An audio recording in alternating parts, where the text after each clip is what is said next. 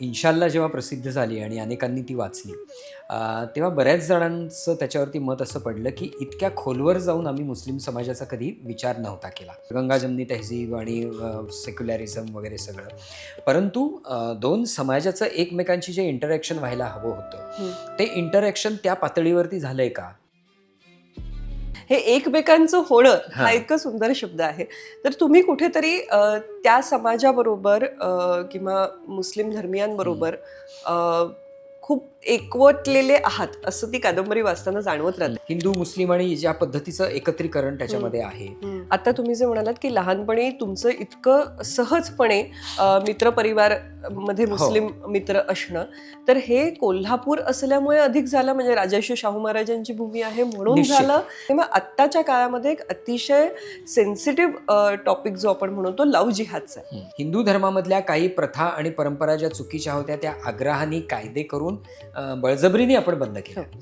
त्याप्रमाणे मुस्लिम समाजामध्ये काही गोष्टी या कायदे करून आणि अत्यंत कठोरपणे मोडून काढायला हव्या त्या काढल्या गेल्या नाही. बरोबर. हमीद दलवाईंच्या सारखा एक माणूस उभा राहतो, बरोबर. मुस्लिम सत्यशोधक समाजाची स्थापना करतो आणि त्याच्यानंतर आजही ते काम अत्यंत क्षीण स्वरूपामध्ये. कुराण सारखा धर्मग्रंथ की जो तसा आपल्या कक्षेमध्ये फार येत नाही, पण तुम्ही त्याचाही अभ्यास हो, केलात ना, हो, तो हो. एकतर धर्मचिकित्सा आणि धर्मसुधारणा या महत्त्वाच्या गोष्टी आहेत. त्या हिंदूंना जशा महत्त्वाच्या आहेत, तशा त्या मुसलमानांना सुद्धा महत्त्वाच्या आहेत. हे मान्य केलं पाहिजे. जे लोकं मला विचारतात, की किती रिसर्च केला? तर मी असं म्हणतो, की मी रिसर्चच केला नाही. याचं कारण असं, की लहानपणापासून मी त्या वातावरणात वाढलेलोच आहे. तसंच आपण जरी असं सतत म्हणत असलो तरी इन्शाअल्लाह ही जितकी मुस्लिम समाजाचं प्रतिनिधित्व करणारी कादंबरी आहे, तितकीच त्याच्यामध्ये हिंदू कॅरेक्टर्स सुद्धा आहेत आणि हिंदू समाजाची प्रतिक्रिया हो. ही सुद्धा त्याच्यामध्ये फार प्रभावीरित्या हो, येते. हो. म्हणजे तशा अर्थाने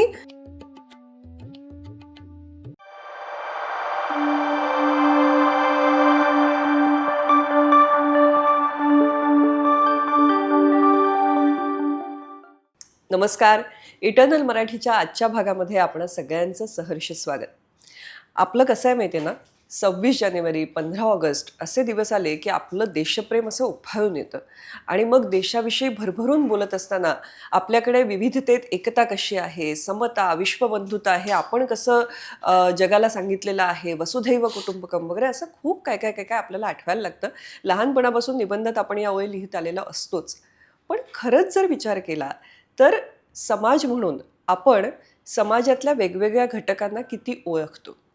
हा प्रश्न पडण्याचं कारण म्हणजे इन्शा अल्लासारखी, इन्शा अल्ला हे शीर्षक असलेली एक मराठी कादंबरी साहित्य विश्वामध्ये येते आणि ती एक खळबळ निर्माण करते आणि अनेकांना आपले डोळे उघडले आहेत असं वाटतं, डोळ्यात अंजन घातलं गेलं आहे असं वाटतं.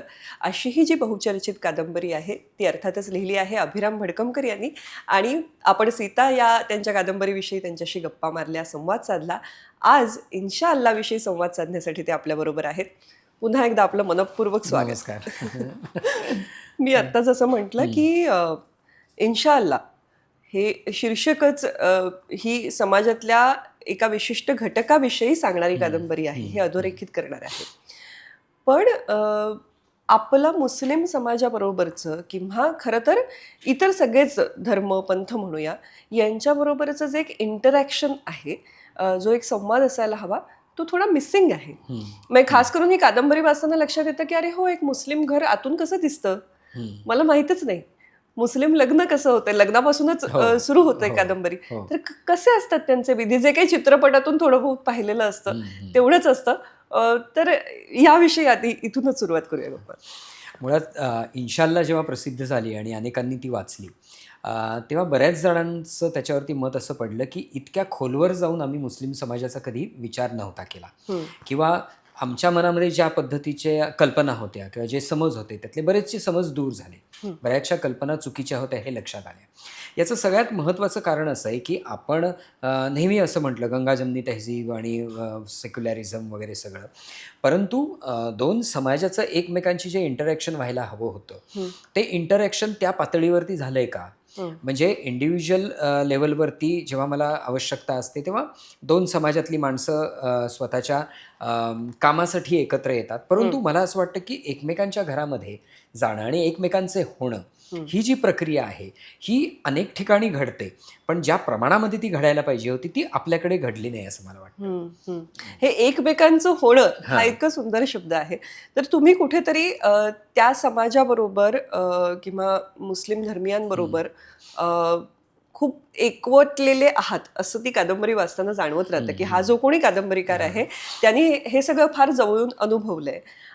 तर हे कसं काय घडलं? कारण तुम्ही एक कोल्हापुरात हो, वाढलेले, एक हो. मराठी मध्यमवर्गीय हां. कुटुंबातले, तर हा ॲक्सेस जो म्हणतो आपण, तो कसा मिळाला? मुळात काय झालं, माझ्या वडिलांची जेव्हा कोल्हापूरला बदली झाली, तेव्हा मी कोल्हापूरच्या राजारामपुरीमधल्या टाकाळा या भागामध्ये राहायला गेलो आणि तो मुस्लिम बहुल भाग आहे. हं, त्याच्यामुळे माझे सगळे लहानपणचे मित्र किंवा हे सगळे माझ्याबरोबर मुस्लिम मित्र होते. आम्ही एकत्र खेळायचो, एकमेकांच्या घरी येणं-जाणं असायचं. अ, गणपती बसवताना आणि किल्ला करताना माझे सगळे मित्र माझ्याबरोबर असायचे हं. किंवा ईदला किंवा मोहर्रमच्या वेळेला ती इंटरॅक्शन व्हायची. त्यांच्या घरातली लग्न, त्यांच्या घरामधले वेगवेगळे सण समारंभ, या सगळ्या गोष्टी ज्या होत्या त्या एकमेकांशी इतक्या मिळत्या-जुळत्या, म्हणजे आम्ही इतके एकजिन्सी स्वरूपामध्ये हं. वाढत गेलो, की मी प्रस्तावनेमध्ये असं म्हटलंय, की त्याच्यामध्ये वापरलेली बागवानी भाषा आहे, ती हं. माझी दुसरी मातृभाषा आहे. वाह! आणि त्यामुळे मी मुद्दामून काही या गोष्टीचा, म्हणजे लोकं मला विचारतात, की किती रिसर्च केला? तर मी असं हां. म्हणतो, की मी रिसर्चच केला नाही. याचं कारण असं, की लहानपणापासून मी त्या वातावरणात वाढलेलोच आहे. हं. आणि त्यामुळे ते सगळं जगणं मला इतकं अंगवळणी पडलेलं आहे किंवा मला माहितीचं आहे, की त्यामुळे त्या सगळ्या प्रथा, परंपरा, लग्न कशी होतात, सुनता कशी होते किंवा अ, या या सगळ्या गोष्टींच्याबद्दल, लग्नामध्ये गाणी कुठली गायली जातात हं. किंवा सण कसे साजरे केले जातात, याच्यामध्ये इतका तो सगळा अनुभवाचा भाग होता, की अनेकांचा प्रश्न असा होता, की अभिराम भडकमकर आणि इन्शाल्लाह? हां. किंवा काही जणांचं असं होतं, की तू त्यांच्याबद्दल का लिहिलंस? हं. तर मी असं म्हणतो, की माझ्या मनामध्ये ते आणि आपण असं नाहीच आहे. म्हणजे कुठलाही लेखक हा स्वतःच्या जगण्याबद्दल लिहितो हं. किंवा त्याच्या भावविश्वाचाच भाग तो लिहितो. तर हे सगळं माझ्या भावविश्वात आहेच. हं. त्यामुळे तिथे कुठेही ते आणि आपण किंवा असा कुठला भाव नसल्यामुळे हं. मला असं वाटलं, की माझ्याबरोबरच्या मित्रांच्या घरामध्ये घडणारे जे काही प्रसंग आहेत किंवा दुःख आहेत किंवा आनंद आहेत, ते मी इतके समरसून उपभोगलेले आहेत, की तो हं. माझ्याच जगण्याचा एक भाग होता आणि त्यामुळे इन्शाल्लाह हे काही मी फार वेगळं लिहिलेलं आहे किंवा वेगळ्या हं. जीवनावरचं आहे, असं मला कधी वाटलंच नाही. हं.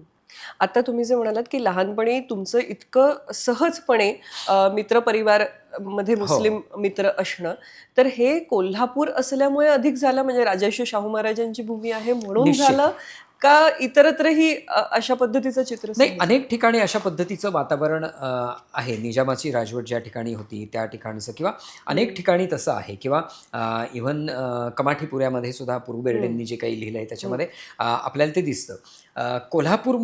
कोल्हापूरचं वैशिष्ट्य काय आहे ना, ते सामाजिक आणि राजकीयदृष्ट्या अत्यंत सजग असं गाव आहे. हं. एकतर छत्रपती शाहू महाराजांची सुधारणेची परंपरा असलेलं ते गाव आहे. हं. त्यामुळे त्याच्यामध्ये मातीतच सुधारणेचा एक विचार आहे त्याच्यामध्ये.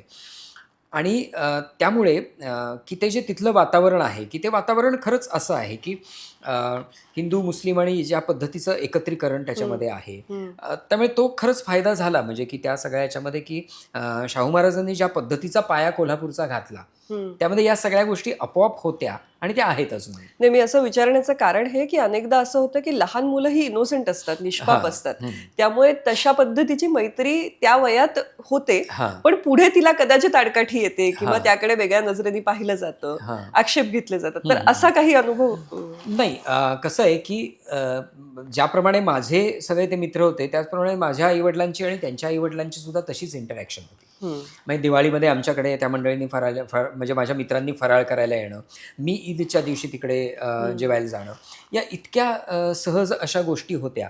त्यामुळे आडकाठी वगैरे असा काही प्रश्न त्याच्यामध्ये निर्माण झाला नाही. अ, पण मला एक गोष्ट मात्र निश्चित त्या काळामध्ये जाणवत होती, की आपल्याकडे जी सुधारणेची परंपरा आहे, ती हं. सुधारणेची परंपरा तिथे तितक्याच ताकदीची किंवा जोरकस प्रमाणामध्ये नाही आहे. हं. हमीद दलवाईंच्यासारखा एक माणूस उभा राहतो, बरं. मुस्लिम सत्यशोधक समाजाची स्थापना करतो आणि त्याच्यानंतर आजही ते काम अत्यंत क्षीण स्वरूपामध्ये आहे. त्यांनी हं. मेनस्ट्रीमचा ते भाग झालेला नाही. सुधारणा हिंदू धर्मामध्ये मेनस्ट्रीमचा भाग आहे. हं. म्हणजे आपण पटकन आता गंमत अशी आहे, की साधी गोष्ट आहे, की गणपतीच्या ह्याच्यामध्ये निर्माल्य जे आहे ते नदीत टाकू नका. ते किंवा सोसायट्यांमध्ये छोटे-छोटे आपण हौद कुंभ केले करतो जातात आणि आणि त्याच्यामध्ये विसर्जन होतं. बरोबर. पर्यावरणासाठी. हो, हो. तर हे पर्यावरण पूरकता किंवा कालसुसंगत असणं हा हिंदू धर्मातला जो एक भाग आहे तो दुर्दैवाने मुस्लिम समाजामध्ये तसा निर्माण झाला नाही. कारण एका पुस्तकावरती आधारित आहे, एका ग्रंथावरती आधारित असलेला धर्म, त्याच्यामधली जी कर्मठता आहे आणि त्या कर्मठतेला आव्हान देण्याचे प्रयत्न पण खूप कमी प्रमाणामध्ये झाले. आणि कोल्हापूरमध्ये ही चळवळ मोठ्या प्रमाणामध्ये होती. मला शिकवायला असलेले हुसेन जमादार नावाचे जे सर होते, ते मला प्रत्यक्ष शिकवायला नव्हते, पण आमच्या शाळेचे ते सर होते. मी पासआउट झाल्यानंतर त्यांची आणि माझी खूप इंटरॅक्शन झाली. तर ते या चळवळीचा भाग होते. जसे इकडे शमशुद्दीन तांबोळी आहेत, तसे पुण्या मुंबईकडे, तसे तिकडे हुसेन जमादार होते. त्यामुळे मला ते सगळं वातावरण आणि त्यामधल्या सुधारणेचा प्रयत्न करणाऱ्या लोकांशी सुद्धा एक मुमताज रहमतपुरे ज्या आता नाहीत आपल्यामध्ये, तर या सगळ्या गोष्टींचा एक तो आवाका असल्यामुळे त्याचा मला कादंबरीमध्ये फायदा झाला. कुठेतरी तो एक पाया पक्का तयार पक्का तयार तयार झाला. होतो. एक प्रकारचा ना एक अविश्वास आणि आत्ता तर अलीकडे ज्या काही घटना राष्ट्रीय स्तरावरती आणि किंबहुना राज्य स्तरावरती सुद्धा घडतात, पण खास करून राष्ट्रीय स्तरावरच्या, त्यामुळे एक प्रकारचा अविश्वास आणि लांबच राहिलेलं बरं हा जो एक कल आहे सगळ्यांचा, तर त्याविषयी काय सांगाल? मुळात मला काय वाटतं माहिती आहे ना, की आपल्याकडे आपण गंगा जमनी तहजीब किंवा सेक्युलरिझम हे सगळे शब्द आपण स्वीकारले, परंतु त्याच्यासाठी जे काम करायला हवं होतं ते आपण केलं नाही. म्हणजे एका बाजूला काय झालं, की हिंदूंमध्ये सुधारणेची चळवळ सुरू होती किंवा या गोष्टी या होत्या, ती मुस्लिम समाजामध्ये रुजावी याच्यासाठी आपल्याकडे मोठ्या प्रमाणावर प्रयत्नच झाले नाहीत. म्हणजे अनेकदा भावना दुखावतील आणि त्यामुळे काही गोष्टींच्याबद्दल बोलू नका, काही गोष्टींचा विचार हे करू नका. काही म्हणजे हिंदू धर्मामधल्या काही प्रथा आणि परंपरा ज्या चुकीच्या होत्या त्या आग्रहाने कायदे करून बळजबरीने आपण बंद केल्या. त्याप्रमाणे मुस्लिम समाजामध्ये काही गोष्टी या कायदे करून आणि अत्यंत कठोरपणे मोडून काढायला हव्या त्या काढल्या गेल्या नाहीत. बरोबर. त्यामुळे काय झालं, की एक ज्याला काय म्हणतो समतोल कुठेतरी ढळल्यासारखा झाला. आणि मग एका काळानंतर म्हणजे ते प्रशांत दीक्षित नावाचे पत्रकार आहेत, ते फार छान शब्द वापरतात, व्यथित हिंदू. म्हणजे माझा सुधारणेचा जो काही सगळा माझी जी भडास आहे ती मी हिंदू धर्माला नावं ठेवून हिंदू धर्मावर टीका टिप्पणी करूनच काढायची. पण मुस्लिम धर्मातल्या सुधारणांचा जेव्हा विषय येतो तेव्हा मी काहीच बोलत नाही. म्हणजे आजही जर आपण पाहायला गेलं तर भारतीय फेमिनिझममध्ये आजही केशवपन, सतीप्रथा याच्याबद्दल खूप बोललं जातं. बरोबर. की म्हणजे सतीप्रथा तर माझ्या आजोबांनी कधी पाहिली नाही. परंतु आजही हयात असलेलं ट्रिपल तलाक, हलाला किंवा बुरखा ह्याच्याबद्दल बोलायचं नाही. आणि आता तर इतकी वाईट परिस्थिती आहे की बुरखा हे पोशाख स्वातंत्र्य आहे असं म्हणण्यापर्यंत आपली मजल आता जात चाललेली आहे. त्यामुळे हा जो असमतोल आहे ना, या असमतोलानी ते वातावरण झालं. दुसरी गोष्ट अशी की तबलिगे इज्तमा जेव्हा सुरू झाला त्यावेळेला त्यांनी आग्रहाने मुस्लिमांना तुम्ही वेगळे आहात, तुम्ही वेगळे दिसले पाहिजेत, हे त्याच्यामध्ये भरवून देण्याचा प्रयत्न केला. आणि त्याच्यामुळे मुळातच या राष्ट्रीय प्रवाहामध्ये येण्याचा प्रयत्न करत असणारा जो मुस्लिम आहे तो आणखीन थोडासा बाजूला पडत गेला. आणि त्यामुळे कुठेतरी हा जो एक असमतोल निर्माण झाला त्याचा हा परिणाम आहे असं मला वाटतं. पण तरीही मला असं वाटतं ना, की सामान्य पातळीवरचा जो माणूस आहे ना त्याच्या मनामध्ये हे इतक्या मोठ्या प्रमाणामध्ये नाही आहे की आपण वेगळे आहोत. की पण काय होतं की काही काही घटना अशा घडतात, राजकीय घटना घडतात किंवा काही समाजातल्या अशा घटना घडतात. म्हणजे साधी गोष्ट अशी आहे की आपल्याकडे जेव्हा शहाबानो प्रकरण झालं आणि शहाबानो प्रकरणामध्ये जेव्हा शहाबानोचा नियम संसदेमध्ये लोकांनी तो सगळा मोडून काढला आणि शहाबानोला परत एकदा म्हणजे मुस्लिम स्त्रियांना हजारो वर्ष मागे ढकलून दिलं, त्यावेळेला आपल्याकडच्या सुधारणावाद्यांनी अत्यंत ज्याला काय म्हणतो फार मौन व्रत पाळल्यासारखं हे केलं तिथे जे पुढे यायला पाहिजे होतं. बरोबर. म्हणजे साधी गोष्ट आहे की मंदिरामध्ये स्त्रियांना प्रवेश असला पाहिजे याच्यासाठी मोठं आंदोलन उभं राहतं. पण तेच आंदोलनकर्ते जेव्हा मशिदीत स्त्रियांना प्रवेश करा असं म्हणतात तेव्हा नाही, स्त्रियांच्या समोर हा एकच प्रश्न आहे का, नाही गेल्या मशिदीत म्हणून काय झालं, अरे भ्रूण हत्येचा प्रश्न आहे. तर अशाप्रमाणे म्हणजे अशाप्रमाणे आपण हिंदूंच्या सुधारणांकडे आणि मुस्लिमांच्या सुधारणांकडे पाहिलं नाही. दुसरी गोष्ट अशी की आता जेव्हा मी इन्शाल्लाह लिहितो तेव्हा कुत्सितपणे लोक मला असं विचारतात, आधी स्वतःचं घर साफ करा ना, त्यांचं ते बघतील. तर माझं म्हणणं असं आहे की त्यांचं ते बघतील म्हणजे ते कोण, ते आणि आपण असे वेगळे आहोत का? आज आपण सहअस्तित्वाचा हा काळ आहे, आपण सगळे एकत्र जगतो आहोत. त्यामुळे शेजारच्या घरामध्ये जर डोमेस्टिक व्हायलन्स चालू असेल आणि मी जर जाऊन तक्रार केली तर आधी तू तुझ्या घरचं बघ. त्यामुळे काय झालं की त्याचा जो कुठेतरी जो धागा आहे ना तो कुठेतरी मुस्लिम धर्मामधल्या अनिष्ट प्रथा आणि परंपरांना आपण हात लावला तर कदाचित त्यांना ते आवडणार नाही. आणि त्यामुळे काय झालं की तिकडची सुधारणावादाची जी चळवळ होती ती दुबळी झाली. म्हणजे माझं नेहमी असं म्हणणं असं असतं की दोघांना एकमेकांच्या समोर उभं करणं चुकीचं असतं. म्हणजे हिंदू मुस्लिम हे स्त्री पुरुष यांच्यामध्ये म्हणजे स्त्रियांना न्याय मिळायला पाहिजे तर स्त्री विरुद्ध पुरुष तसं असता कामा नये. म्हणजे ज्या पुरुषांनी सुद्धा ती आपली चळवळ आहे असं समजून त्याच्यामध्ये सहभागी होणं. जसं अस्पृश्यतेच्या चळवळीसाठी तथाकथित स्पृश्य लोकांनी सुद्धा नाही हे चुकीचं आहे असं म्हणून ते त्याच्यामध्ये उतरले. तर तसं मुस्लिमांच्या बाबतीमध्ये पण व्हायला हवं होतं की सर्व प्रकारच्या सुधारणावाद्यांनी मग मुस्लिमांमधले असो किंवा हिंदूंमधले असो ही सुधारणा झाली पाहिजे हा जो आग्रह धरायला पाहिजे होता तो आग्रह धरला गेला नाही. आणि त्यामुळे मुस्लिम सुधारणावादी एकटे पडत गेले. त्यांना अन्य धर्मातल्या सुधारणावाद्यांचं बळ मिळालं नाही आणि म्हणून ते एकटे पडत गेले आणि उरलेला जो समाज होता तो कट्टरतेकडे तसाच राहिला आणि त्यामुळे तो सगळा असमतोल आहे असं मला वाटतं. पण ही जी एक रोषाची भीती आहे याच्यावरती मात कशी करायची? त्याला एकतर एक राजकीय बाजू आहेच की शेवटी एक वोट बँक आहे आणि ती डिस्टर्ब करायची नाही. पण त्यातला राजकीय मुद्दा जरी आपण थोडा बाजूला ठेवला तरी सामाजिक दृष्ट्या सुद्धा ही जी एक दरी इतक्या वर्षात निर्माण झाली. आता तुम्ही सांगता ही तुमच्या लहानपणीची गोष्ट आहे. आजच्या मुलाचं लहानपण हे मुळातच इतकं फ्लॅट संस्कृतीमध्ये जातं. त्यात एरवीच सामाजिक एकमेकांकडे जाणं येणं इतकं कमी झालंय किंवा पूर्वी जसं विविध लोकांबरोबर एकत्र काही सण साजरे करणं असेल हे तर त्याच्यात हिंदू मुस्लिम हा संवाद तर अगदीच तुटत चालला.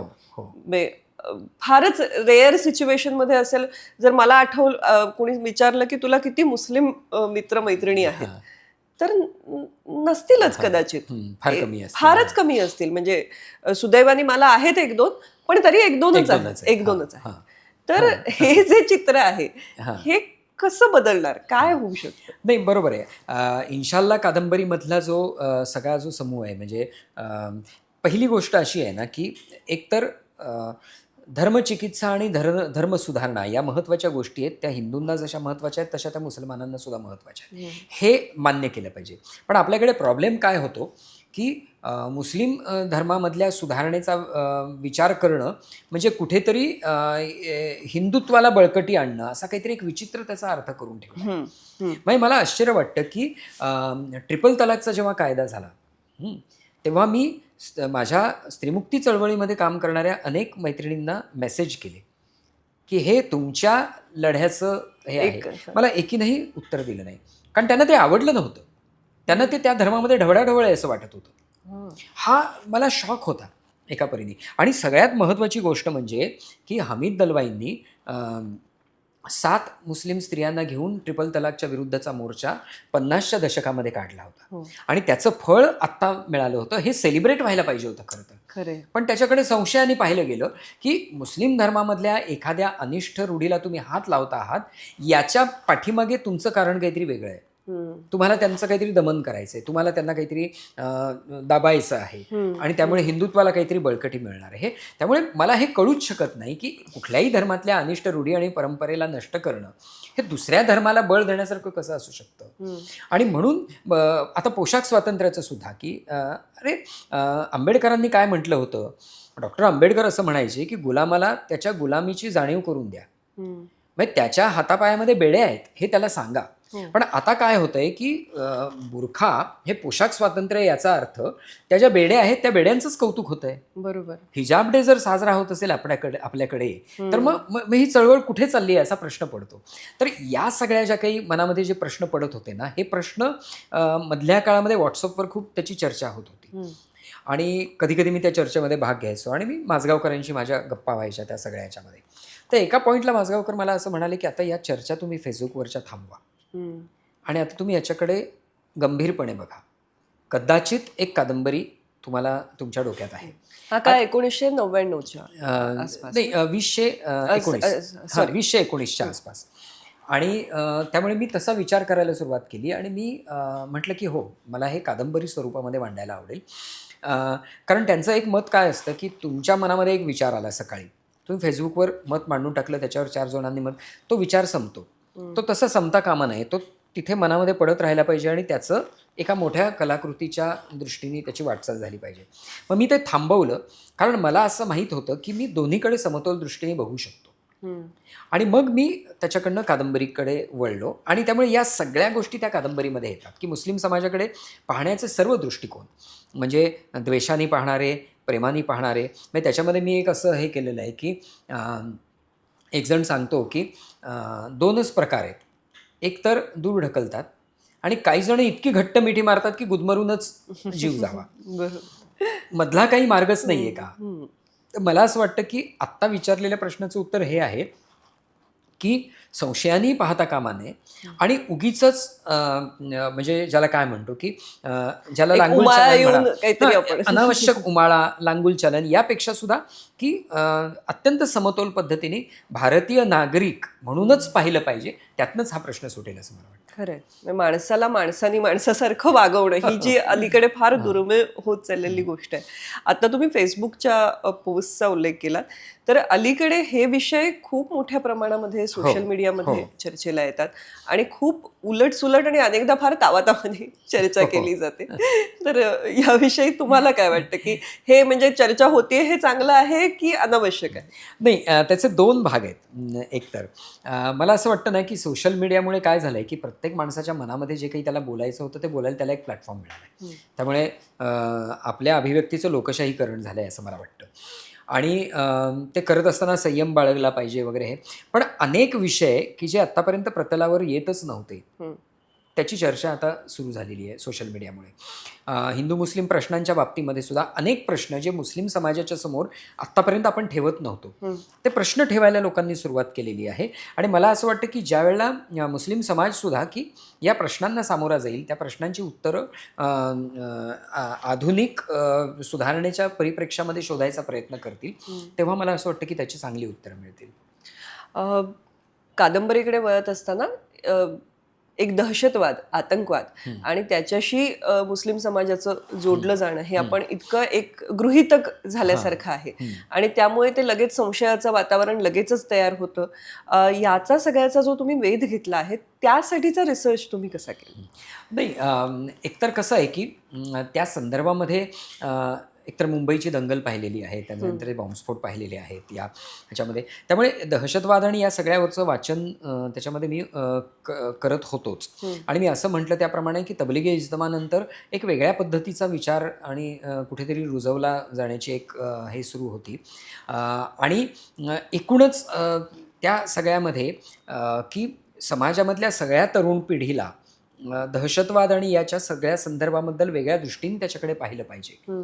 हा विचार खरं तर खूप कमी प्रमाणामध्ये मांडण्यात आला आणि त्यातून या सगळ्या गोष्टी हे होत होत्या. तर हे सगळं आजूबाजूच्या वाचनातून, वर्तमानपत्रातनं, त्याच्यावरती लिहिल्या गेलेल्या पुस्तकांमधनं आणि या सगळ्या याच्यामधनं दहशतवाद समजून घ्यायला मदत झाली.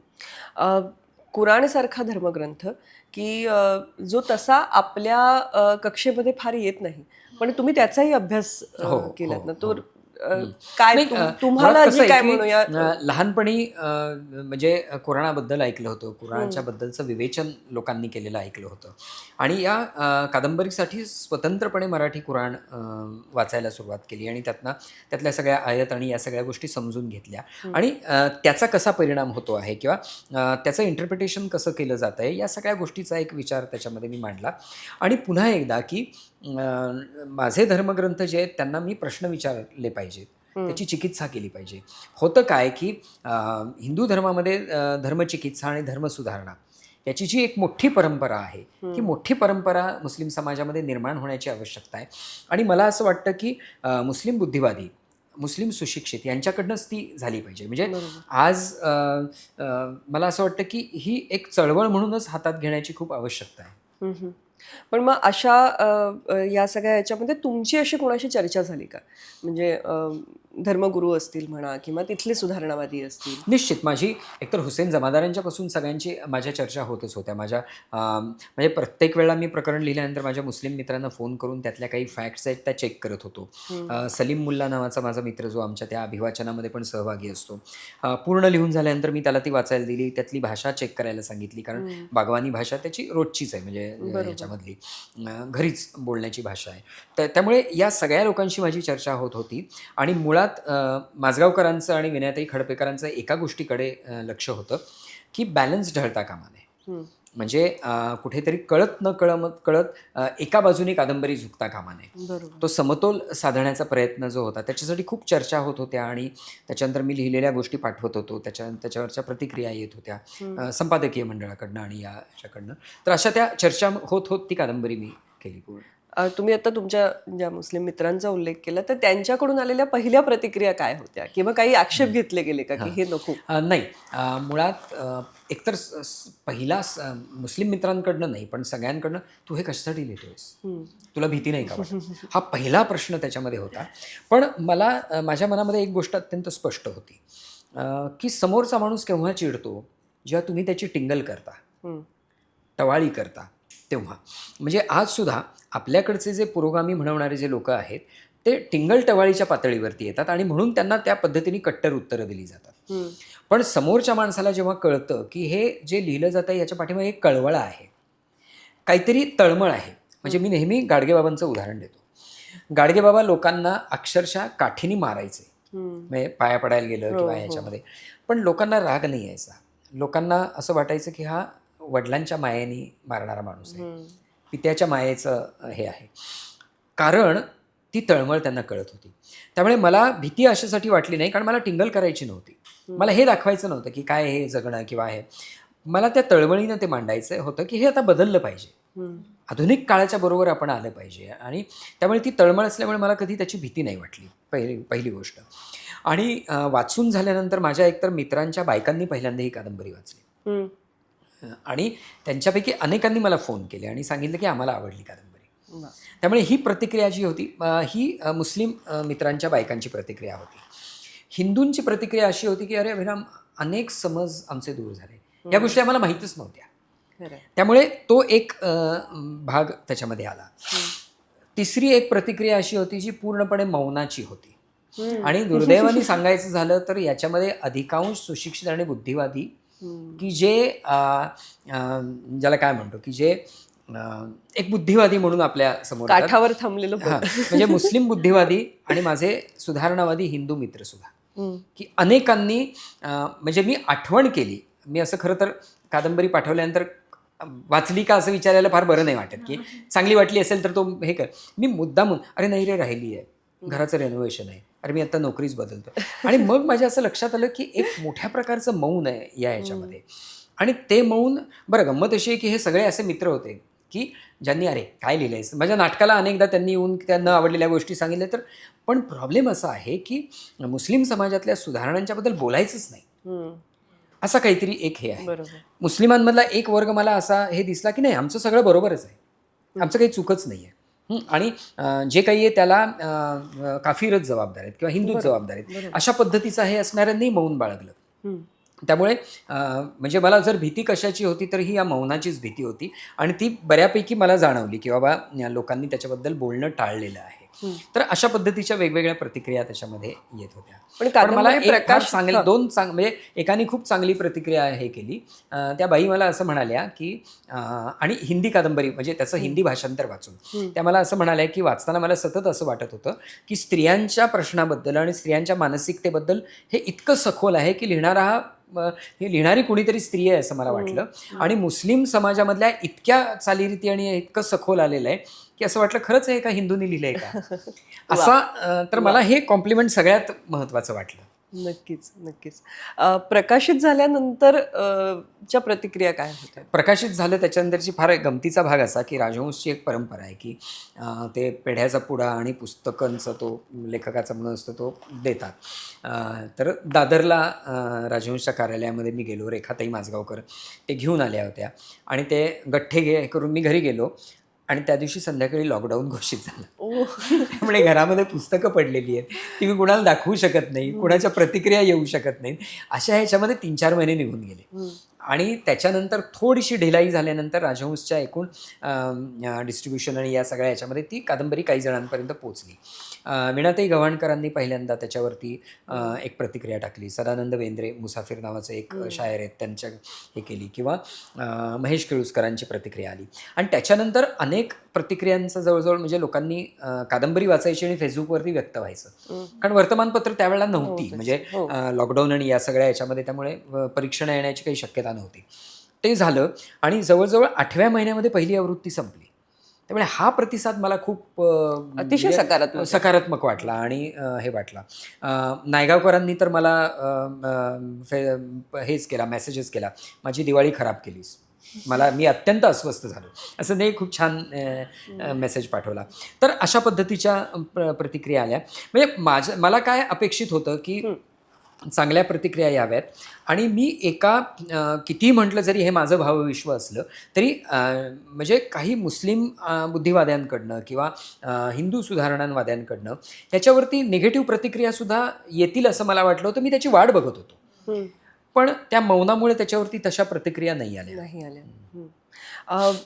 आता आपण जे म्हणतो आहोत की मराठी पुस्तक आहे, त्याचा हिंदी अनुवादही झाला, इतरही भाषांमधून झालाय? नाही, आता हिंदी झालेला आहे. तर मुस्लिम समाज असं म्हटलं की तो उर्दू भाषिक, असं एक जे डोक्यात असतं. पण आता इथे तर बागवानी भाषा आहे की जी मराठी प्रचूर अशी बोली आहे. तर हा वाचक पण एक मराठी वाचक आहे असं आपण बघू शकतो का त्या वर्गाकडे? नक्की. कसं आहे की आता कोल्हापुरातला तर जो मुस्लिम समुदाय जो आहे ना, तो घरामध्ये बागवानी बोलेल आणि बाहेर आल्यावर तो व्यवस्थित मराठीत बोलतो. म्हणजे जर सांगितलं नाही तर कळणारही नाही की म्हणजे मुस्लिम आहे इतकं ते. त्यामुळे त्या 2 भाषा त्यांनी व्यवस्थित रोळलेल्या आहेत त्यांच्या जिभेवरती. पण हिंदीमध्ये जेव्हा प्रकाशित झाली तेव्हा लोकांना ही भाषा नवीन होती. तर ते अरे हे कुठंतरी थोडंसं हैदराबादीकडे जातं का, किंवा अनेक लोक मला त्यातले हे वाचायला लावायचे की बाबा हे जरा वाचून दाखव, हे उच्चार कसा आहे किंवा हे आहे. त्यामुळे एका दृष्टीने मला याचा आनंद होतो की यापूर्वी बागवानी भाषेमध्ये लोकांनी लिहिलेल्या अशा अपराधांचं आत्मचरित्र आहे, किंवा हुसेन जमादारांनीच्या आत्मचरित्रात काही काही ठिकाणी ही भाषा आलेली आहे. पण मराठीच्या पलीकडे हिंदी वाचकांना पर्यंत ही भाषा या कादंबरीमुळे पोचली, याचा मला एक आनंद आहे त्या संदर्भामधला. हा विषय खरं तर तुम्ही म्हणालात तसं थोडासा धाडसाचा आहे. मराठी लेखक असं म्हटल्यावरती एक भावविश्व आपल्याला अपेक्षित असतं, तर त्याला छेद देणाऱ्या खूप गोष्टी याच्यामध्ये घडतात. पोलीस यंत्रणेवरती पण बऱ्यापैकी याच्यामध्ये भाष्य आहे, किंवा वकिली न्याय प्रक्रियेवरती पण आहे. तर हे सगळं मांडत असताना जो तुम्हाला विचारला गेलेला प्रश्न असेल निश्चितपणे, पण कुठेतरी एक भीती किंवा आपलं चित्रण हे संतुलित आहे याची खात्री होणं, हे कसं काय? माझा नितीन आपटे नावाचा वकील मित्र आहे. मी प्रत्येक त्याच्यामधली जी गोष्ट होती की बाबा आज मी हा सीन लिहिलेला आहे, त्याच्यामध्ये न्यायालयामध्ये असं आर्ग्युमेंट झालेलं आहे, तर हे जरा तू चेक कर, हे असं आहे की नाही. या गोष्टी त्या ह्याच्यातल्या एक्सपर्ट्स जे आहेत त्यांच्याशी बोलून मी त्याच्यामध्ये खात्री करून घेतली की हे तांत्रिकदृष्ट्या काही चुकीचं नाही आहे ना, त्याच्यामध्ये इमोशन्स मी हे करेन, परंतु तांत्रिकदृष्ट्या काही चुकीचं असता कामा नये. त्यामुळे या सगळ्या गोष्टी त्याच्यामध्ये मी ताडून घेतल्या होत्या, चेक करून घेतल्या होत्या. त्यामुळे मला त्या पद्धतीची भीती वाटली नाही. आणि दुसरं मी म्हटलं त्याप्रमाणे की जे आहे ते आता म्हटलं तर पाहिजे ना, की म्हणजे जर आपण अशा एका म्हणजे वळणावरती येऊन ठेपलेलो आहोत की हे सहअस्तित्वच आहे, आपल्याला एकत्रच राहायचं आहे, तर ते एकत्र अधिक चांगल्या पद्धतीने आपण कसे राहणार याचा विचार करण्यासाठी की काही गोष्टी स्पष्टपणे म्हटल्या पाहिजेत. म्हणजे मला खरं तर आश्चर्य वाटतं की स्वातंत्र्यानंतरच खरं तर हे सगळं सुरू व्हायला पाहिजे होतं. स्वातंत्र्यानंतर खरं तर मुस्लिम धर्मातल्या सुधारणेची एक मोठी चळवळ सुरू व्हायला पाहिजे होती राष्ट्रीय स्तरावरती. ती फारशी झालेली आपल्याला दिसत नाही, आणि त्यामुळे मला असं वाटतं की ते कोणीतरी मांडायला हवं होतं, आणि ते मी मांडलं. म्हणजे अर्थात आपण जरी असं सतत म्हणत असलो तरी इन्शाअल्लाह ही जितकी मुस्लिम समाजाचं प्रतिनिधित्व करणारी कादंबरी आहे, तितकीच त्याच्यामध्ये हिंदू कॅरेक्टर्स सुद्धा आहेत आणि हिंदू समाजाची प्रतिक्रिया हो ही सुद्धा त्याच्यामध्ये फार प्रभावीरित्या हो, येते. हो. म्हणजे तशा अर्थाने मला असं वाटतं ती एक भारतीय कादंबरी हो, आहे, ती हो. भारतीय समाजाचं चित्रण करणारी कादंबरी. पण जेव्हा जेव्हा मुस्लिम समाजाचा किंवा त्याविषयीचे उल्लेख होतात, तेव्हा आत्ताच्या काळामध्ये एक अतिशय सेन्सिटिव्ह टॉपिक जो आपण म्हणतो लव्ह जिहादचा आहे. हं, हं. तर त्याविषयी तुम्हाला काय वाटतं? कारण ते एक कारण आहे की समाज एकमेकांपासून तुटण्याचं, हं, हं. की असलेले संबंधही नकोत बरोबर. अशा पद्धतीचा जो कल दिसतो आहे किंवा हं, नव्याने हं, हं. मैत्री करणं धोकादायक आहे असं वाटतं हां, आहे. तर ह्या सगळ्याकडे कसं बघायचं? नाही, मुळात कसं आहे माहिती आहे ना, की माझ्या कादंबरीमध्ये लव्ह जिहादचा उल्लेख नाही. कारण एकतर खूप गोष्टी अशा आहेत, की ज्याचा उल्लेख करणं एका कादंबरीमध्ये शक्य शक्य नाही नाही. त्या याच्यामध्ये. परंतु ज्याचा कधी आत्तापर्यंत होत नाही, सुनता किंवा या सगळ्या गोष्टींचा त्याच्यामध्ये उल्लेख आहे. हो, हो. आणि त्यामुळे एक चौकट त्याच्यामध्ये प्रामुख्याने जुनैदचं हो, हरवणं हा हरवणं. विषय हा असल्यामुळे विषय तो त्याच्यामध्ये असल्यामुळे दहशतवाद, आतंकवाद हो. याच्यावरती आणि जुनैदचं सुद्धा लोकं विचारतात पुढे काय झालं त्याचं. हो. तर मला असं वाटतं, की जुनैद हे प्रतीक आहे हरवलेल्या पिढीचं. खरं. आणि त्यामुळे मी नेहमी असं म्हणतो, की जुनैद सापडणार की नाही हे आपल्यावरती आहे. हम्म. जर त्यातली जुल्फीची आणि रफीकची चळवळ यशस्वी झाली तर जुनैद सापडेल. हम्म. नाहीतर तो असेच जुनैद हो, हरवत जातील.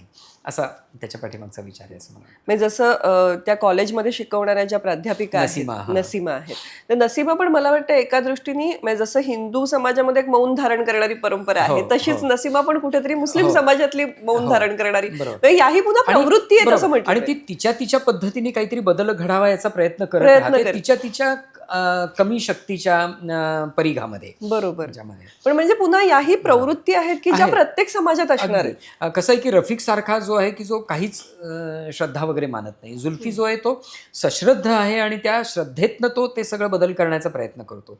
तेच इकडे श्री अनंता यांच्या बाबतीमध्ये आहे किंवा लेलेच्या बाबतीमध्ये आहे. म्हणजे कसं आहे की मुस्लिम धर्मामध्ये सुद्धा माणूस असल्यामुळे सगळीकडे सगळ्या प्रवृत्ती त्याच आहेत. म्हणजे आपण षडविकार आणि नवरस याच्या पलीकडे आपण कुठे जाऊ शकत नाही. ते सगळीकडे तिथे आहेत तसेच आहेत. तर त्या सगळ्याचं प्रतिनिधित्व याच्यामध्ये यावं असं मला वाटतं. आणि त्यामुळे स्त्रिया याच्यामध्ये स्ट्रॉंग आहेत असं वाटतं. कारण एकतर सगळ्यात भोगणाऱ्या स्त्रिया आहेत आणि जेव्हा कर्मठपणाच्या विरुद्ध उभं राहायचं असतं तेव्हा स्त्रिया मोठ्या प्रमाणात उभ्या राहतात. आपण आता इराणचा भाग बघतो आहे की त्याच्यामध्ये स्त्रिया किती मोठ्या प्रमाणावर उभ्या राहताना आपल्याला दिसतात. आता जसं तुम्ही म्हणालात की म्हणजे रफिकची जरी गोष्ट असेल किंवा जुनैदची असेल तरी ती तितकीच रोहितची पण असू शकते. हो. जर त्यातली म्हणजे तसा संघर्ष उभा राहिला तर प्रत्येकाची प्रतिक्रिया हो, त्या हो. पद्धतीची येणार. त्या अर्थाने एक युनिव्हर्सल असा हे आहे. यानंतर पुन्हा इन्शाअल्लाह सारखा विषय परत हाताळणार का? नाही, खरं म्हणजे सांगता नाही येत खरं तर. म्हणजे कारण काय होतं, एक कादंबरी लिहून झाल्यानंतर मला असं वाटतं ना की एक असं रिकामपण येतं. असं वाटतं की झालं आता आपल्याला, म्हणजे आता याच्यापुढे आपल्याला काय सुचेल की नाही. पण मला नेहमी असं वाटतं की तुमच्या सुप्त मनामध्ये काही काही गोष्टीचे जे काही ठसे उमटलेले असतात ना, ते नकळत तुमच्या पुढल्या साहित्यकृतीमध्ये वगैरे ते हे होत राहतात. त्यामुळे मलाही माहीत नव्हतं 2019 पर्यंत की मी इन्शाअल्लाहवर काहीतरी, म्हणजे इन्शाअल्लाहसारखं काही लिहीन. पण मग असं काही एखादी घटना घडली, काय घडलं की त्यामुळे ही मी कादंबरी? म्हटलं ना की पोस्टचा तुम्ही उल्लेख हो, केला. म्हणजे इतकी चर्चा त्यावेळेला चालू होती आणि मला नेहमी असं वाटायचं की खूप एकांगी पद्धतीने चाललेलं आहे. आणि मला असंही वाटत होतं की स्ट्रॉंगली असं म्हणायची आता आवश्यकता आहे की मुस्लिम समाजामध्ये सुद्धा धर्म सुधारणेची आणि धर्मचिकित्सेची एक चळवळ सुरू झाली पाहिजे. आणि मला असं वाटतं की मुस्लिम बुद्धिवाद्यांचा त्याच्यामध्ये फार मोठ्या प्रमाणामध्ये मोठी भूमिका असली पाहिजे. आणि मी अत्यंत जबाबदारीने हे विधान करतो की तितक्या प्रमाणामध्ये ती भूमिका सध्या दिसत नाही. कदाचित त्या कर्मठपणाचा चं दडपण असू शकेल किंवा तसं वातावरण असेल त्या याच्यामध्ये. पण मला असं वाटतं की तो मोकळेपणा आता आला पाहिजे. आणि तो मोकळेपणा केवळ आम्ही असुरक्षित आहोत या एका राजकीय विधानाच्या भोवती गोळा झालेला असता कामा नये. स्वधर्म चिकित्सा, स्वधर्म सुधारणा याच्याकडे तो जाणारा असला पाहिजे असं मला वाटतं. भारतीय म्हणून आपण जेव्हा आज चर्चा करतो आहोत या विषयाची, तर तुम्हाला असं काय वाटतं की एक सजग भारतीय, एक सुजाण नागरिक या दृष्टीने काय पावलं आजच्या पिढीने उचलायला हवीत. कारण आता वेगवेगळी माध्यमं उपलब्ध झालेली आहेत की हो. जिथे संपर्क खरं तर वाढतो आहे, हो. पण तरी सुद्धा माणसामाणसांमध्ये दरीच वाढते आहे. हां. तर याच्याकडे कसं बघता तुम्ही? खरं सांगू का, हे फक्त हिंदू मुस्लिम याच्यामध्ये नाही, ते कुटुंबामध्ये सुद्धा आहे. म्हणजे आज कुटुंबातल्या मुलाचा आणि वडिलांचा संवाद किंवा आईचा आणि मुलाचा संवाद, त्याच्यामध्ये सुद्धा हे अंतर पडत चाललेलं आहे. तर मला असं वाटतं की ज्याप्रमाणे आपण घराला एक कुटुंब मानतो, त्याप्रमाणे आपण संपूर्ण देशाला एक जर कुटुंब मानलं, तर मग हे प्रश्न येणार नाही की तू त्यांच्याबद्दल का लिहिलंस, तू त्यांच्या म्हणजे मला एक प्रसिद्ध दिग्दर्शक मला असं म्हणाले, जे स्वतः मुस्लिम आहेत. ते मला म्हणाले की काय मिळालं तुला मुस्लिम समाजामध्ये अंधश्रद्धा आहेत आणि गरिबी आहे हे दाखवून. म्हटलं हा प्रश्न सत्यजित रेंना विचारला जायचा की काय मिळालं तुम्हाला गरिबी दाखवून भारतातली, तुम्ही गरिबी विकता का? तर तेव्हा आपण असं त्यांना असं विचारणाऱ्यांना उत्तर द्यायचो की हे दाखवलं पाहिजे, मगच त्याच्यावरती चर्चा होईल आणि त्यातनंच काहीतरी मार्ग निघतील. खरं. तर अशा पद्धतीची भूमिका जर आपण या सगळ्याकडे घेतली, तर मला असं वाटतं की त्यांनी नुकसान होण्याची शक्यता अधिक आहे. तर मला असं वाटतं की या नवीन पिढीने आपला धर्म, आपले धर्मग्रंथ, आपल्या धारणा या जास्तीत जास्त कालसुसंगत कशा होतील आणि त्या आपल्या देशाला एकत्र आणण्याच्या कामी कशा येतील याचा विचार केला पाहिजे. 2 धर्म आहेत, 2 धर्माची विचार करण्याची पद्धती वेगळी आहे, त्याच्यामध्ये संघर्ष होणार. पण मला असं वाटतं की ते संघर्षाचे मुद्दे टाळून आपल्याला कुठे एकत्र येता येतं, हा विचार त्याच्यामध्ये केला पाहिजे. एक वेगळा प्रश्न, इन्शाअल्लाहवर चित्रपट यावा असं वाटतं का? मला असं वाटतं की इन्शाअल्लाहवरती जर वेब सिरीज आली तर तो सगळा पट त्याच्यामध्ये उलगडता छान येईल. उलगडता कारण येईल. प्रत्येक स्त्रीची एक वेगळी कहाणी आहे. त्याच्यामध्ये मुमताज आहे किंवा नसीमा मॅम आहे, जमीला आहे त्या याच्यामध्ये. तर मला असं वाटतं की आणि आम्ही त्याचे अभिवाचनाचे खूप प्रयोग केले आणि अजूनही करतो आहोत त्याचे प्रयोग. तर तेव्हा मला नेहमी असं वाटतं की वेब सिरीज म्हणून ती जर आली तर जास्त सखोलपणे असा सगळा तो हे होईल. आणि हा जो प्रश्न आहे की दबाव किंवा या सगळ्या ह्याचा, तर अभिवाचनामध्ये आणि याच्यामध्ये एक गोष्ट मी नेहमी असं सांगतो की मला स्वतःला असं वाटतं की लेखकाने प्रत्येक शब्द हा विचारपूर्वक लिहिला पाहिजे आणि लिहिल्यानंतर त्या प्रत्येक शब्दाची जबाबदारी घेतली पाहिजे. या भावनेनं ही कादंबरी मी लिहिली आणि मला त्या तळमळीनंच मी लिहिलेली आहे की मुस्लिम समाजामधल्या मुस्लिम बुद्धिवादी, मुस्लिम सुशिक्षित आणि तो शिकलेला असो किंवा नसो, की एक चांगुलपणाचा विचार ज्याच्या मनामध्ये आहे, अशांनी एकत्र येऊन ही सुधारणेची चळवळ आता पुढे नेली पाहिजे. आता तुम्ही विरोध किंवा आणि एक सांगतो की या सगळ्या ह्याच्यामध्ये एक प्रतिप्रश्न असा येतो, म्हणजे हिंदूंमधले सगळे प्रश्न संपले का? हा एक प्रश्न येतो की म्हणजे काय, म्हणजे मी आता कालच कुणीतरी म्हटलं पोशाख स्वातंत्र्य, बुरखा वगैरे, तर पटकन अजून किती कुटुंब आहेत की ज्याच्यामध्ये डोक्यावर पदर घ्यायला लागतो. पण एक प्रमाण आहे ना, त्या प्रमाणाचा तुम्ही एक विचार केला पाहिजे. म्हणजे की मुस्लिम समाजातल्या प्रश्नाबद्दल विचार करत असताना लगेच हिंदू धर्मातल्या काही गोष्टी दाखवून याच्यावर बोलूच नका, असा जो एक विचार मांडला जातो ना, की तो अस्वस्थ करणारा आहे. म्हणजे मला हिंदीमध्ये त्याच्याबद्दल सत्यदेव त्रिपाठी नावाचे एक समीक्षक आहेत आणि आसिफ नावाचा एक हे आहे, आसिफ अली नावाचा एक नाटककार आहे. त्या दोघांनी त्याच्यावरती प्रतिक्रिया देताना असं म्हटलं की आम्हाला एका गोष्टीचं फार चांगलं वाटलं. त्रिपाठी तर असं म्हणाले, आत्तापर्यंत मुस्लिम समाजाबद्दल लिहिताना तो जर हिंदू लेखक असेल तर तो या दबावाखाली असायचा की आपण 3 मुस्लिम धर्मामधल्या जर काही त्रुटी दाखवल्या तर किमान एक हिंदूंमधली दाखवलीच पाहिजे. असं एक दडपण घेऊन लिखाण जे व्हायचं ते तुम्ही केलेलं नाही. नक्कीच. म्हणजे तुम्ही मुस्लिम प्रश्नाबद्दल बोलता आहात तर मुस्लिम प्रश्नाबद्दल तुम्ही बोलता आहात. हिंदूंच्या प्रश्नाबद्दल जेव्हा तुम्ही बोलाल तुम्ही त्याच्याबद्दल बोलाल. की मुस्लिमांचे प्रश्न मांडत असताना हेच दाखवून की बाबा म्हणजे आम्ही असं काही म्हणत नाही आहोत बरं का, अशा पद्धतीचं काही दडपण न बचावात्मक धोरण न घेता हे केलेलं आहे. आणि मुस्लिम सुधारणेची चळवळ, धर्म सुधारणेची चळवळ जी आहे ती अशा पद्धतीनेच झाली पाहिजे असं मला वाटतं. याकडे म्हणजे थोडं शेवटच्या भागाकडे येत असताना 2 प्रश्न, की एकतर काहीही झालं की आपल्याकडे इतिहासाकडे बोट दाखवलं जातं आणि मग ते अत्याचार झाले होते, मग ते हे, मग त्याचं उत्तर काय वगैरे अशा पद्धतीचा एक प्रश्न. आणि भारतीय मुसलमान आणि अभारतीय मुसलमान, तर ह्या दोन्ही गोष्टींकडे कसं? म्हणजे गंमत आहे ना, सगळे जगण्याचे संदर्भबिंदू एकत्र कसे येतात. तर हिंदू आणि मुस्लिम यांच्यामध्ये सुद्धा एक शिवी आहे. म्हणजे आई पण मुलाला म्हणते की तेरा मुर्दा बेटा आहे. म्हणजे मुस्लिम याच्यामध्ये शिवी तेरा मुर्दा बेटा आहे विताड नजीक.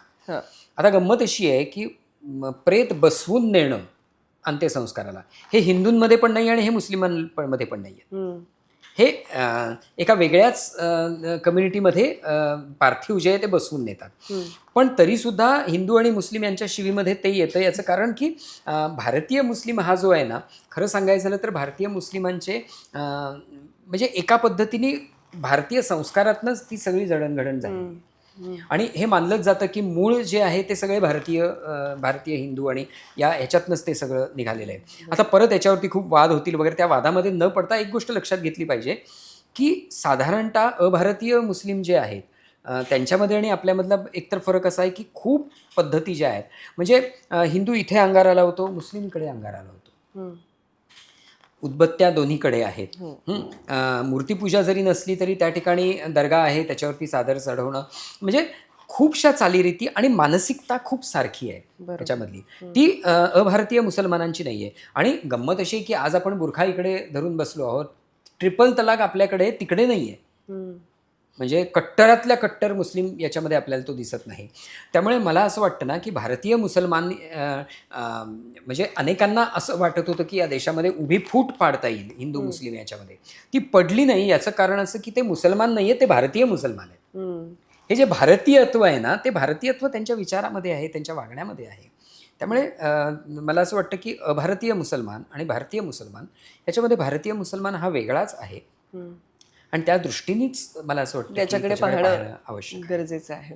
खरं तर हा अतिशय विचार करायला लावणारा असा मुद्दा आहे. आणि मला वाटतं की आपण जेव्हा असं म्हणतो की आम्हाला एखाद्या देशासाठी काहीतरी करायचं आहे, तर कुठेतरी प्रत्येक वेळेस देशासाठी काहीतरी करायचं म्हणजे शस्त्र उगारलं पाहिजे असं नाही, किंवा काहीतरी चळवळीतच उतरलं पाहिजे असं नाही. एक साधा संवाद सुरू करून सुद्धा आपण ते पाऊल उचलू शकतो. तर कुठेतरी इन्शाअल्लाह सारखी कादंबरी ते करायला प्रवृत्त करते. मराठी साहित्य विश्वातली ही खूप मोठी घटना आहे आणि खूप एक सकारात्मक चित्र या कादंबरीला जी प्रतिक्रिया मिळालेली आहे किंवा तिचं जे स्वागत झालेलं आहे त्यात पाहायला मिळतं. महाराष्ट्र साहित्य परिषदेचा पुरस्कारही या कादंबरीला प्राप्त झालेला आहे. श्रीस्थानक पुरस्कारही प्राप्त झालेला आहे. आणि मुख्य म्हणजे वाचक खूप मोठ्या संख्येने ही कादंबरी वाचतायत. ही खूप छान बाजू आहे आणि मला वाटतं एक पाऊल एका चांगल्या वाटेवरती, जी वाट आपल्याला शोधायची आहे भारतीयत्वाची, त्यावरती आपण टाकतो आहोत या कादंबरीच्या वाचनाबरोबर. आणखीन 2 प्रश्न मनामध्ये आहेत. एकतर कादंबरीमध्ये पुरोगामी याला आपण पुरोभ्रमी असा एक शब्द वापरलाय. तर हा तर थोडासा युनिव्हर्सलच प्रश्न आहे, कारण हे सगळीकडेच आहे पुरोगामित्व. तर तो शब्द कुठून सुचला, कसा सुचला आणि त्याच्या मागचं काय कारण? मुळात काय आहे की मला स्पष्टपणे असं वाटतं की पुरोगामित्व हे श्रेष्ठ मूल्य आहे. पुरोगामित्व समाजाला पुढे नेऊ शकतं. त्यामुळे पुरोगामित्व हा फार महत्त्वाचा आहे. पूर्वी त्याला सुधारक असं म्हणायचे, आता पुरोगामी हा शब्द आला आहे. परंतु मधल्या काळामध्ये काय झालं माहिती आहे ना की पुरोगामी असणं म्हणजे एखाद्या वाचनालयाची वर्गणी भरून आपण आजीवन सभासदत्व घेतो तसं नाही आहे. पुरोगामित्व किंवा आपण पुरोगामी असणं ही सतत निरंतर चाललेली प्रक्रिया असली पाहिजे. म्हणजे आज मी पुरोगामी आहे की झालं असं नाही, तर तुम्ही सतत स्वतःला अपडेट करत राहिलं पाहिजे. आणि अनेकदा काय होतं की आपल्याकडची जी पुरोगामित्वाची जी चळवळ आहे ती खूप मोठी चळवळ आहे. त्याच्यामध्ये आगरकर, कर्वे, सावरकर, फुले, आंबेडकर, वीरा शिंदे, महर्षी शिंदे या सगळ्यांनी त्याच्यामध्ये खूप मोठं कॉन्ट्रिब्युशन त्यांचं आहे. अगदी हमीद दलवाई आणि या सगळ्यांचं त्याच्यामध्ये. पण झालं असं की अलीकडच्या काळामधल्या पुरोगामित्वाच्या चळवळीकडे जर पाहिलं तर एक असं लक्षात येतं की ते धर्माची चिकित्सा करणार, धर्मग्रंथाची चिकित्सा करणार, आपल्या आस्था धारणा सगळ्याची चिकित्सा करणार, पण पुरोगामित्वाची चिकित्सा करणं त्यांना आवडत नाही. आणि अनेक वर्ष पुरोगामित्वाची चिकित्सा त्यांनी केलेली नाही. पुरोगामित्वाची व्याख्या त्यांनी कालसुसंगत बनवलेली नाही. आणि त्यामुळे ठराविक एका धर्माच्या काही गोष्टींना नावं ठेवणं, म्हणजे हिंदू धर्माला नावं ठेवणं, टिंगल करणं किंवा देवदेवतांची काहीतरी टिंगल करणं म्हणजे आपण पुरोगामित्व झालो. इतक्या सामान्य पातळीवरती पुरोगामित्व आज येऊन ठेपलेलं आपण पाहतो. आणि म्हणून अशा पुरोगाम्यांना मी पुरोभ्रमी असं म्हटलेलं आहे, जे या भ्रमात वावरतात की आपण पुरोभ्रमी आहोत, पुरोगामी आहोत. तर मला असं वाटतं की पुरोगामित्वाची चिकित्सा सुद्धा होणं खूप आवश्यक आहे आणि ती चिकित्सा करणं खूप महत्त्वाचं आहे असं त्याच्यामध्ये मी अत्यंत ठासून मांडलेलं आहे त्या ह्याच्यामध्ये. आणि दुसरं असं मला असं वाटतं ना की मुस्लिमांनी असं म्हणणं की आम्ही असुरक्षित आहोत आणि त्याला हिंदू जबाबदार आहे. आणि हिंदूंनी असं म्हणणं की मुसलमानांच्यामुळे अनेक प्रॉब्लेम निर्माण होतात. तर या दोन टोकाच्या प्रतिक्रिया मनातनं काढून टाकून एकतर आपल्या दुरावस्थेला आपणच जबाबदार आहोत हे लक्षात ठेवून आपली स्वतःची चिकित्सा केली पाहिजे आणि आपल्यामधल्या काय गोष्टी कालसुसंगत होणं आवश्यक आहे त्याचा विचार केला पाहिजे आणि एक सामाजिक अभिसरण होण्याची आवश्यकता आहे की एकमेकांच्या बरोबर वावरणं, एकमेकांना समजून घेणं, एकमेकांशी वाद घालणं, बरोबर. की न आवडणाऱ्या गोष्टी, असहमतीच्या गोष्टी अत्यंत ठळकपणे पण प्रेमाने वाद घालणं, या विधायक चर्चा. विधायक चर्चा या जोपर्यंत होत नाही. आणि पुन्हा मी असं म्हणेन त्याच्यासाठी सुधारणावाद्यांनी, मुस्लिम बुद्धिवाद्यांनी या सगळ्यामध्ये पुढाकार घेणं अत्यंत आवश्यक आहे. असं जर झालं तर एक सामाजिक अभिसरणाचा मार्ग आपण अनुसरू आणि मला असं वाटतं की या मातीतच सर्व समाज एकत्र राहू शकतात. असा एक इंजिन्सीपणा या मातीमध्ये आहे. तो काही काळापुरता जर असं जर कोणाला वाटत असेल तर तो दूर होईल असं मला वाटतं. तुम्हाला सुदैवाने एक खूप छान ॲक्सेस तुमच्या लहानपणापासून मिळाला या समाजाबरोबर मिसळण्याचा. पण आज तो अनेकांना उपलब्ध नाही. अशा वेळेस शिक्षण व्यवस्था किंवा आपले अभ्यासक्रम यामध्ये काही भूमिका बजावू शकतात? कसं आहे की शिक्षक, पालक आणि हे सगळेच एक वेगळी भूमिका त्याच्यामध्ये बजावू शकतात. कृत्रिमपणे काही करण्याची आवश्यकता आहे असं मला वाटत नाही. परंतु मला असं वाटतं की आज कामाच्या ठिकाणी आपण जिथे राहतो त्या ठिकाणी अधिकाधिक लोकांनी एकमेकांशी मिसळलं पाहिजे, एकमेकांशी इंटरॅक्शन वाढवली पाहिजे. त्यातनंच हे उभं राहील असं मला वाटतं. नक्कीच.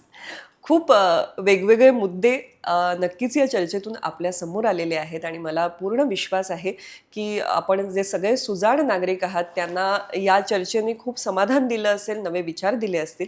आणि इन्शाअल्लाह ही कादंबरी जर आपण अजून वाचली नसेल तर जरूर वाचा, कारण ती नक्कीच डोळे उघडणारी, डोळ्यात अंजन घालणारी अशा पद्धतीचं लिखाण आहे. त्यासाठी इन्शाअल्लाहवरती आपण चर्चा केली. या आधीच्या भागामध्ये आपण सीता या कादंबरीवरती चर्चा केली. याशिवाय सरांचं सगळंच लिखाण हे अतिशय सकस आहे आणि विचारप्रवर्तक आहे. तर त्यासाठी ही पुस्तकं तुम्हाला वाचायची असतील तर ती स्टोरी टेलवरती सुद्धा, म्हणजे सीता आणि इन्शाअल्लाह या दोन्ही कादंबऱ्या स्टोरी टेलवरती सुद्धा ऑडिओ बुकच्या स्वरूपात उपलब्ध आहेत. त्यामुळे तुम्ही प्रवासात कुठेही तुमच्या सोयीने सुद्धा त्या ऐकू शकता आणि त्याच्यातला जो विचार आहे तो जाणून घेऊ शकता. त्याचबरोबर ज्या गरजेच्या लिंक्स आहेत, म्हणजेच संकेत दुवे आहेत, ते आम्ही सोबत दिलेले आहेत, तेव्हा त्याचीही दखल घ्या. हा भाग तुम्हाला कसा वाटला हे आम्हाला नक्की सांगा. अर्थात लाईक, शेअर आणि सबस्क्राईब करा, म्हणजेच पसंती द्या, पुढे पाठवा, त्याचा प्रचार करा, प्रसार करा. आणि अजून जर आपल्या वाहिनीचे सभासद झाला नसाल तर ताबडतोब सबस्क्राईबचं बटन दाबून सभासद व्हा. तुम्ही 2 भागांमध्ये आमच्याबरोबर सहभागी झालात, इतक्या छान गप्पा मारल्यात, त्यासाठी तुम्हाला मनःपूर्वक धन्यवाद. धन्यवाद. आणि आशा आहे की लवकरच पुन्हा या मंचावरती पुढच्या एखाद्या कलाकृतीसह भेटू. धन्यवाद.